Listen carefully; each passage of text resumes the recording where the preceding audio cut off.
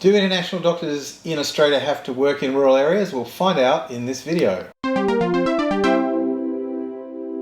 In terms of land area, Australia is a large country, the 6th largest in the world, about 7,700,000 square kilometres. It's a big country, and as such it has a lot of country or rural areas. Australia is also one of the most urban countries in the world, with about 85% of the population living within 50 kilometres of the coast, and a lot of that is around major capital cities. So just like other big doctors, when doctors attempt to migrate to Australia from overseas, one of the first questions they often will have is, whereabouts will I be able to work? They'll have normally already heard how big Australia is as a country, and often heard rumours that international doctors can only work in rural parts of Australia. So if you're watching this video as a doctor from another country, I think it's important to understand the facts, and I'd like you to not feel too put off by the thought of potentially working in a rural part of Australia. Hello there, I'm Dr. Anthony Llewellyn. I'm the career doctor. I'm a real doctor who knows a scary amount about the medical HR process, particularly here in Australia, and it's my job on YouTube to help you manage your medical career. Today we're talking about international doctors working in Australia, and specifically working rurally and regionally in Australia. If you have been watching a few of these videos, why not subscribe and turn on notifications, because you've obviously been finding them useful. And if you're a first time viewer, then I'm hoping you like the video, and if you do, leave me a like and give me a comment. Have I covered the question that you were searching for information about well enough, or are there things missing out? I always love a bit of feedback. In my opinion, there are far more important and really difficult parts of the process of coming to work here in Australia as a doctor, and I'd encourage you not to be put off by potential work locations. I'm going to show you why shortly, but the quick facts about whether international doctors have to work in rural areas in Australia are as follows. Now, both international medical graduates as well as medical students who are studying in Australia from other countries, so studying medical school here, are both subject to what's called a 10-year restriction on being able to access Medicare billings as a service provider, which in certain circumstances can prevent you from being able to work in certain locations. We'll talk about this a little bit later, but this is commonly referred to as the 19AB restriction, or the 10-year moratorium. However, there are many urban, regional and semi-rural areas in Australia, as well as more rural and remote areas, where you can still work if you need to access Medicare. But generally you won't need to access Medicare for all of this 10-year period anyway. And if you're working as a trainee doctor or a consultant in a public hospital, you can potentially work in any part of Australia without ever having to worry about this particular restriction. Now, the 19AB Medicare restrictions are the most significant policy that impacts on international doctors working in Australia, but there are a range of other rules and restrictions as well as incentives that might affect you, including things like visa restrictions. So let's look at some of these issues in a bit more detail, as well as taking a deeper dive into this thing called the 19AB 10-year moratorium, and I apologise for the technical jargon. Now, government rules here in Australia, in particular I'm talking about the federal government rules, generally require that international doctors spend a period of time rurally. But as I say, not always. Australia is a vast country with large population centres, as I say, concentrated in cities on the coastal fringes, and much more smaller populations throughout its landmass. This creates a problem whereby we have people who are living in those smaller population areas do tend to miss out on access to a range of services in comparison to those people based in the cities. This obviously includes access to things like healthcare. Doctors themselves as an overall group, not individual doctors, but as an overall group, do tend to want to live and work in larger centres, and there's many reasons for that. So the federal government therefore provides both a range of incentives to entice doctors to work in rural areas in Australia, as well as creating a number of restrictions, so carrots and sticks, for international doctors to make working in rural areas really the only viable option. There are a couple of main ways in which the federal government attempts to control the distribution of IMG international doctors in Australia. The first is through Medicare billings, and the second is through visa restrictions. Let's look at the Medicare billings issue first, and in order to do that I really do need to explain a little bit about Medicare. What is Medicare? Well, Medicare is Australia's world-renowned universal health insurance scheme. It basically guarantees all Australians, as well as some overseas visitors, access to a wide range of health and hospital services at minimal or no cost. According to federal government figures, Australians make more than 150 million visits to a GP every year. That's a general practitioner. Medicare helps to pay for the majority of the cost of these visits. Patients who have a Medicare card can access a range of healthcare services for free or at a lower cost, including things like medical services provided by doctors as well as other health professionals, hospital treatment, prescription medications, diagnostic and imaging services, and psychological services. The medical benefits schedule lists all the medical services that are covered by Medicare. The schedule includes what's called an MBS fee for each service. This is the amount or benefit that the Australian government has determined that the service should cost. Now, doctors are free to go above this, but this is the only amount that the patient will receive back if they engage in that service. So it tends to keep prices under control. Some doctors will just do what's called bulk billing, which means they just charge the MBS fee. And there's a bit of an incentive for doing that. You get, often in general practice, you get a little bit more if you bulk bill. And other doctors might charge a bit of a gap on top of that fee. Now, whilst it is possible to work as a doctor outside the Medicare system, because you can just charge patients for your services, as long as you're registered and in the right category to be providing those services, on a practical level, without access to the Medicare benefits schedule, it's pretty tough for a doctor to make a living. Doctors would have to either significantly reduce their fees to a level which matches the out-of-pocket costs that other doctors charge on top of Medicare, or set up an area where there was very little competition. And even then, it is likely that the patients would not be happy and they'd go and complain to their politicians, as the Australian population is very used to being able to access Medicare for their healthcare. So Section 19AB of the Health Insurance Act 1973 of Australia sets out the rules for international medical graduates and these restrictions. In order to bill Medicare for services, a doctor needs to have what's called a Medicare provider number. Most doctors have more than one Medicare provider number. The reason being is that you're required to have a provider number for each unique geographical location where you might work. So by tying provider numbers to geographical locations, the federal government is able to restrict where doctors are able to practice. So who does the 19AB apply to? Well, restrictions under 19AB apply to two groups of doctors. The federal government confusingly calls both of these groups of doctors international medical graduates. That's a bit confusing, as really only one of these categories is really what we would understand to be international medical graduate. So you're deemed to be an international medical graduate for these restrictions if, firstly, you got your degree outside of Australia or New Zealand, or secondly, you enrolled in a degree in Australia or New Zealand as a temporary resident. So the second group is basically doctors who are medical students here in Australia or New Zealand, but did so as a student paying fees from overseas. So then you're asking yourself, Australian doctors then can just work anywhere, can they? Well, yes and no.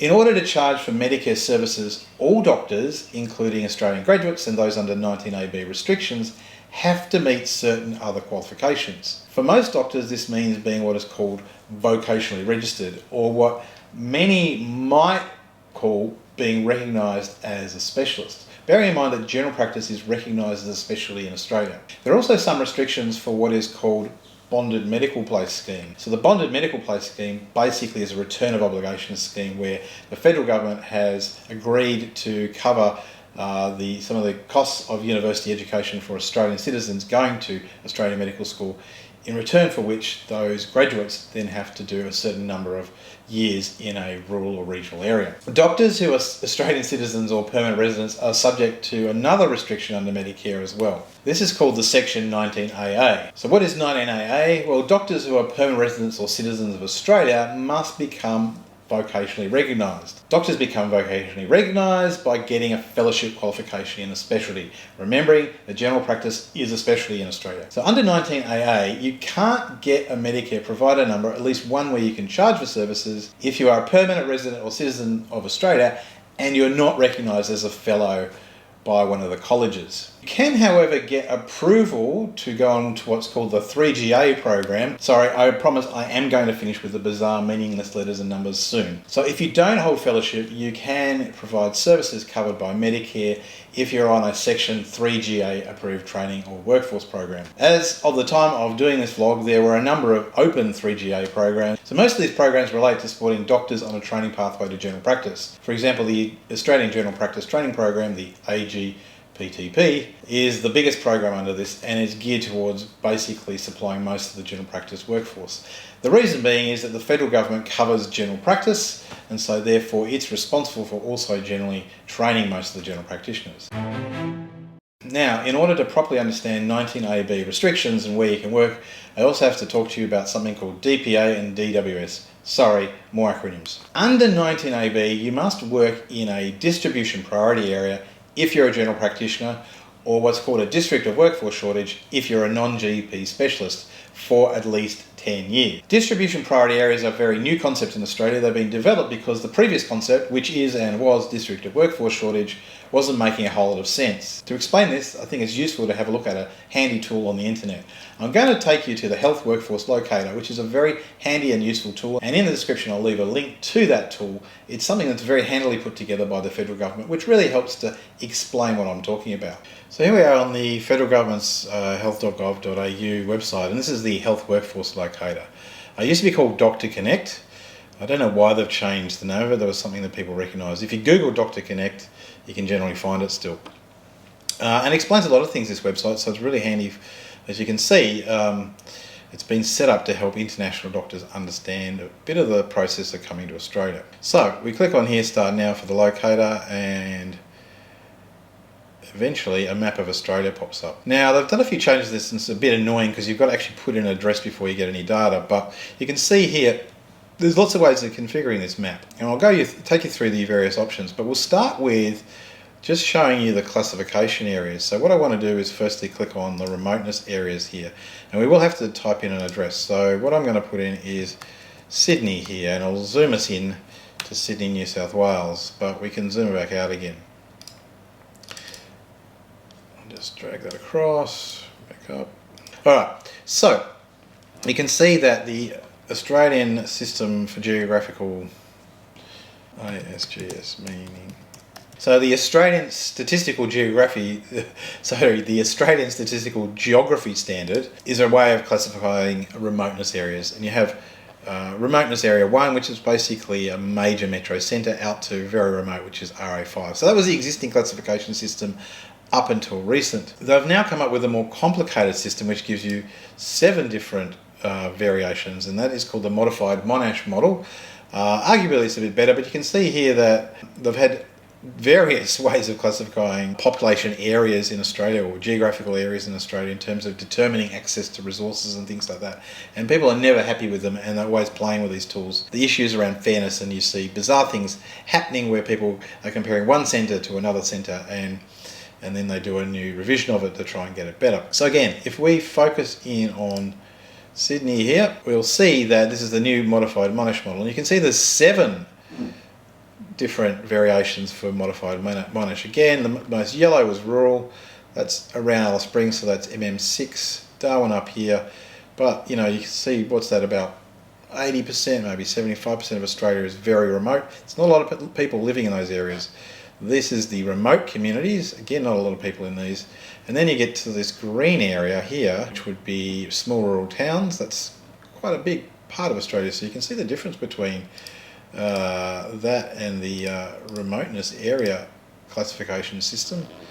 A little bit of difference. And if we zoom in again around Sydney, we'll see that for the state of New South Wales, which is the largest by population but not area state in Australia, that's Western Australia, you can see that we've got remote communities out around places like Broken Hill, and then you've got large rural towns sitting amongst small rural towns and the fringe of small rural towns as well. So places like Dubbo, Griffith, looks like that would be Orange, Tamworth, etc. And then as you come in, you'll notice that you've got a big conurbation here, and this is typical for Australia. You see this also in Brisbane, particularly, a bit around Perth and Melbourne. You've got Sydney basically stretching all the way up the Central Coast to Newcastle, which is where I'm based, and almost down to Wollongong, except for a little bit of area here, which is the second classification anyway. But even around Sydney, it's not that far distance-wise. What's that, about maybe 100 kilometres, a bit more from the centre of Sydney to a small rural town area.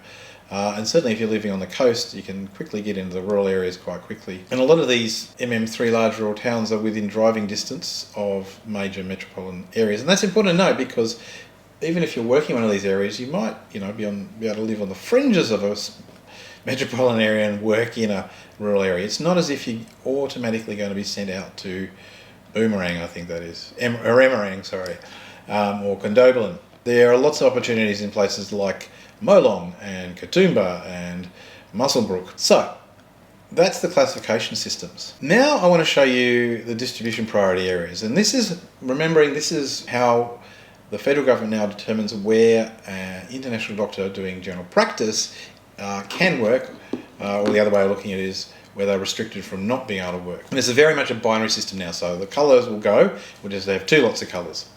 So I'll just search again around Sydney. So you can see quite a bit of a difference here, can't you? You can see there are big swathes of New South Wales which are yellow, which means yes, that is a distribution priority area, and one where if a GP was to work that would be okay. But there are little pockets in places like Wagga Wagga and Parks where these are large rural cities where they don't need GPs. However, there are large rural cities like Dubbo where they still do need GPs. And what's that to do with? That's basically whether there's enough GPs providing services. Even up the coast, there's a few places, but Foster Tuncurry, Taree, Tea Gardens, in between Central Coast and Sydney. And even if you zoom in to Sydney, now this is not meant to happen because the way is done is it sort of knocks out, DPA is done, it automatically assumes that a major metropolitan centre is not DPA. So these areas have to be specifically excluded based on not meeting certain benchmarks. But you can see around the Holsworth area, around just next to Campbelltown, and up here in Warringah apparently, which is North Shore of Sydney, which is bizarre, these are distribution priority areas at the moment. Now these will change over time, but you can see that there are plenty of opportunities in regional areas. Woy Yamina, I go there often for holidays, lovely coastal part of the world, needs more general practitioners. So that's the distribution priority area. Remember that only affects GPs at the moment. Let's have a look at district workforce shortage. Now we'll do that we need to show the specialty. So randomly I'll pick, let's do psychiatry because that's my specialty. We'll search that location. And now, wow, what's going on here? We've still got the yellow and the blue, yes, no. But this is weirder, like there's big swathes of Sydney that are district workforce shortage that need psychiatrists. Well, most countries in the world need psychiatrists mostly everywhere. It's an area especially that's not particularly popular for doctors. And so that helps to partly explain it. But if we zoom out a bit, you've got Bowral.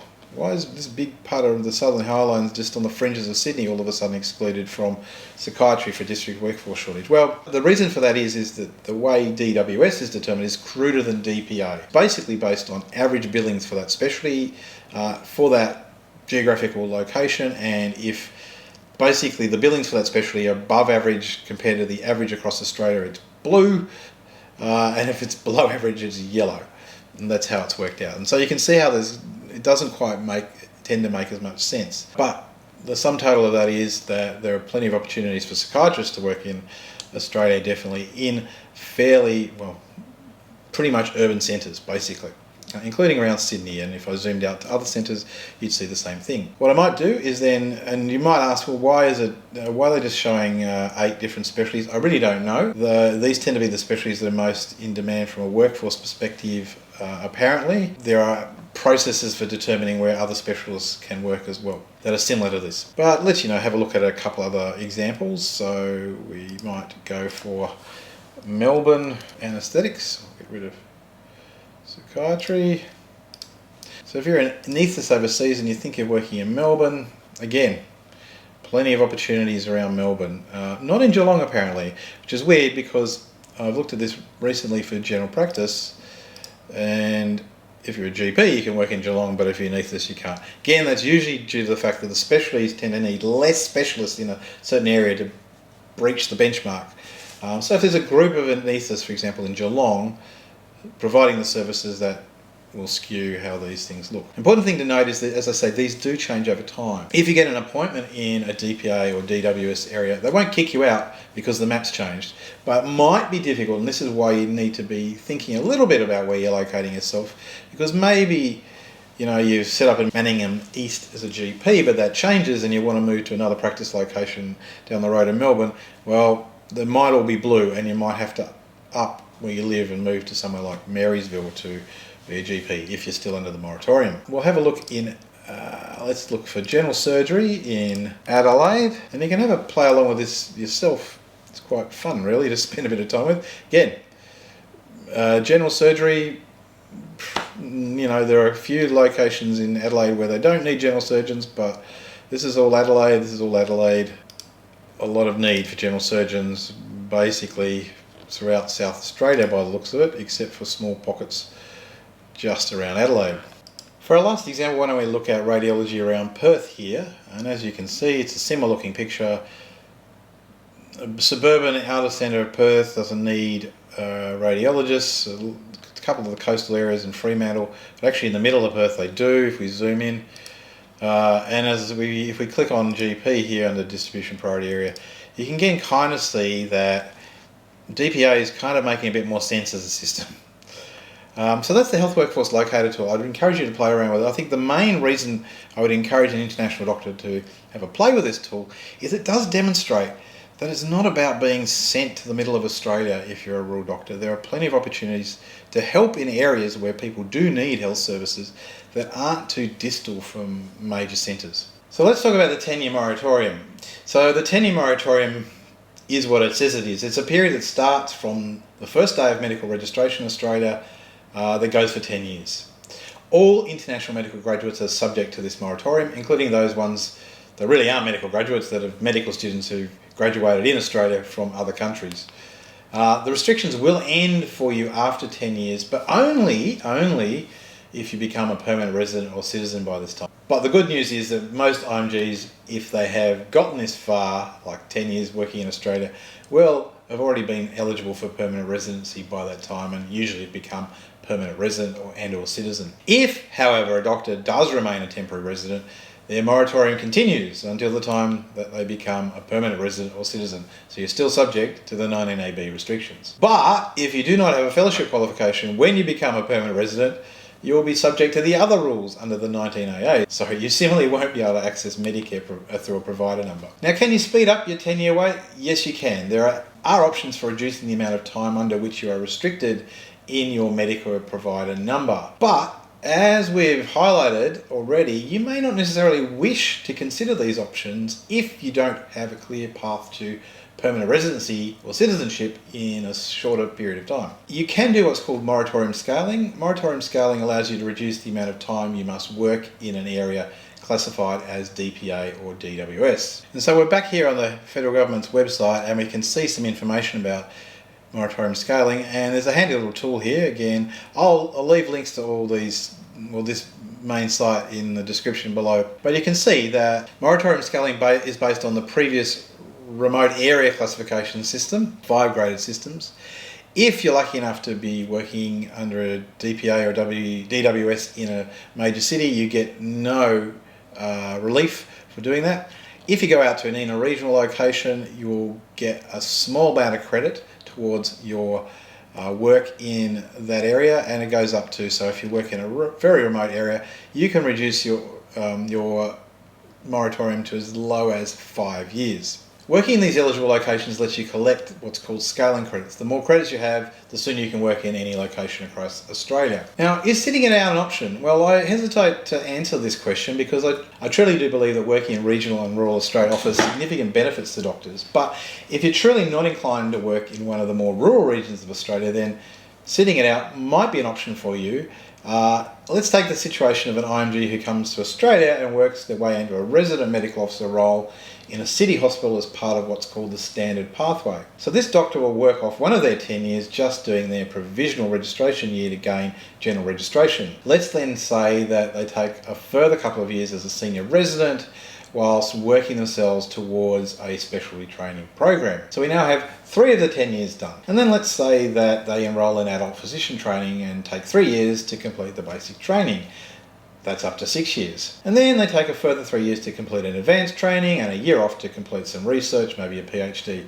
That's a fairly common path even for an Australian trainee, and it's totaling up to 10 years in total. So sitting it out is an option in that case. But sitting it out is not an option for things like general practice training or when you're a specialist international medical graduate. You see, the situation would be much more different obviously for a trained specialist IMG who comes to Australia. If you're lucky enough to be assessed as either partially or substantially comparable, then you will need to find a position where you can work, and that has to be supervised to complete the rest of your assessment. Whilst this post could potentially be anywhere in Australia, it's unlikely to be in a major metropolitan centre for other reasons. You won't necessarily need to worry about Medicare initially, as it's most likely you'll be working in the public hospital system, but after a while, once you get your specialty recognition and you wish to work privately, you're definitely going to be subject to those 19AB restrictions. Similarly, for any international medical graduate who comes to Australia via the standard pathway and then enters general practice training, well, you have to work in a 19AB DPA area. You see, in order to enter all the general practice training programs, including the largest one, the Australian General Practice Training Program, if you are an international medical graduate, you're required to join the rural pathway, and you're not eligible to train under what's called the general pathway. Then once you finish general practice training, there are very few options for GPs to work salaried somewhere like in a hospital or a medical centre, and urban general practices will be unlikely to offer you a post because they can't claim Medicare on your behalf. So you will definitely then need to work in a DPA area. So up until this point, we've pretty much solely focused on Medicare provider number restrictions, but it is also important to point out that the federal government is able to and does attempt to control the supply of various professionals working in Australia through visa restrictions. So firstly, in order to be able to gain a work visa in Australia, there needs to be a recognition that there is an undersupply of the work category that you're in. Luckily for doctors, most medical categories are seen in Australia as being in undersupply and have been for some time. So if you're lucky enough to gain a post in Australia and are not already a permanent resident or citizen, then the most likely visa that you will be able to gain these days is what's called a subclass 482 or temporary skill shortage visa. I'm now looking at the official information from the federal government website, and I do have to caution that this is being provided as information. It's particularly important to get professional advice about migration issues, and I'm in no ways giving anyone individual advice here. And I'll leave a link to this webpage in the description below. But you can see that the temporary skill shortage visa applies in to three main categories. There's a short-term stream where your occupation needs to be on what's called the short-term skilled occupations list, a medium-term stream which enables employers to address labour shortages, and you have to be on the medium and long-term list or the regional occupation list. And then there are also labour agreements where employers can set up an actual agreement with the federal government based on proving that certain categories of workers are in undersupply. So most international doctors will either be getting a visa under the short-term or the medium-term stream. The thing to know about these is that generally these visas aren't limited to geography. Some visas in Australia are now limited to geography, the work visas. There are a few categories for medical professionals. I noticed the other day that the anaesthetists are on the list for a regional specification, but for most categories of doctors, you're able to work in any particular location. So we can actually check the skilled occupation list here, and so I'm just going to type in medical practitioner, and you'll see that there are some caveats under the 482 for just non-specific medical practitioners. You can see under the 482 for anaesthetists, again, there's excludes positions that are not located in regional Australia. Whereas if you looked at cardiologists, no restrictions there, cardiothoracic same, hematologist same, dermatologist same. So there may be certain groups that if you're in a particular specialty, you might be limited to a certain geographical region. So these visas let an employer fill a position with a suitably skilled doctor if they can't find a suitably skilled Australian doctor to fill them. It's important to know that if an Australian doctor goes for any of these jobs and is eligible, then you won't get them because that's the law. So whilst you may not be tied to a geographical region, you're generally tied to your employer on these visas, and it's not very easy to transfer between one employer and another without gaining another visa. If you're interested about more information about visa options, as I say, you should definitely discuss this with a qualified migration agent.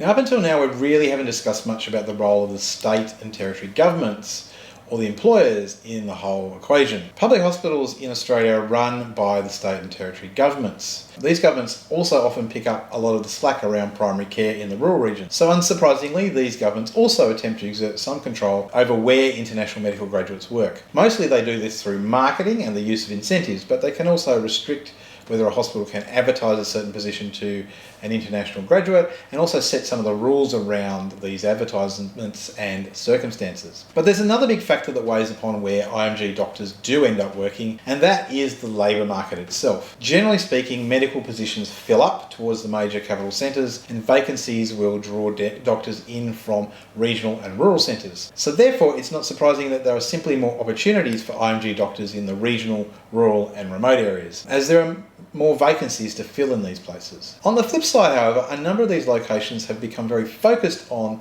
the IMG doctor workforce market as a solution to their problems, and they've become really good at supporting IMGs to get their head start in Australia. Now, I often hear comments about how IMG doctors are not wanted by Australian employers and hospitals. And look, there are always good and bad employers and hospitals around. But you'll probably notice that if you're applying for jobs as an IMG in Australia, you're going to find that it's the bigger city hospitals that are the more cold and inhospitable towards you, and that the regional and rural hospitals are much more receptive. So there you go. That's answering the question of whether you might have to work in a rural region in Australia if you're an international doctor. Now, what I just went through there is quite complicated, and there may be some things that weren't quite clear to you. If so, please leave me a question or a comment below, and I'll try to respond to them in the comment section. If you like this video, leave me a like, and if you're enjoying more than one, please subscribe and turn on notifications. Tell your friends about these videos. I do one a week, and I'm really here to try and help you understand the process of working as a doctor in Australia. Whether you be an international doctor or a doctor who graduated through the system, it can be complex, whoever you are. And I hope to see you in the next video.